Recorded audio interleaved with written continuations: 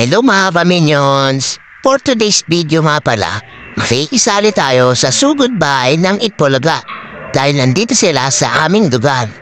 Pero bago ang lahat, batiin muna natin ang batang-bata at pogi na aming kapitan na si Kapitan Alvin. At syempre, kasama ko dito ang mga samahang limot.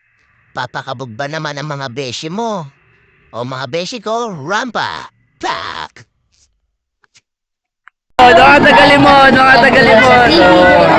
Online accounts sa Instagram, Twitter, TikTok, YouTube, and Facebook. Thank you, everyone! May alam na rin! Thank you po sa lahat. Galing mo! 12 news. Nang makita ko dito ang pambato ng samahan limot, ang ate ko ni ko.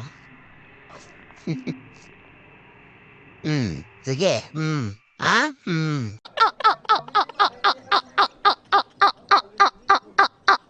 Embre, hindi rin naman papakabog ang hatidayan ko. Yo. At dito nga, lumabas na si Paolo. Saktong lalapit si Ata sa akin para magpa-autograph. Kaso naiwanan ako yung painter pen ko eh. Kaya yun, bawi na lang next time, Pablo. At dito nga, nagsimula na ang palaro dahil lumabas na si Jose at Wally.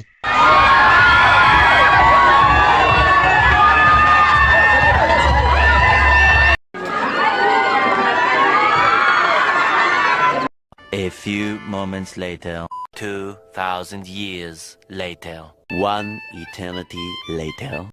Kaya yun, fast forward na tayo. Di rin naman ako sinuwerte para mapili. Pero okay lang.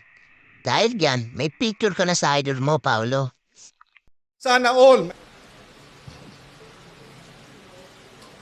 Sana all. At dito ko na nga tinatapos ang vlog na to. Handa sa muli mga ka-minions. Bye-bye!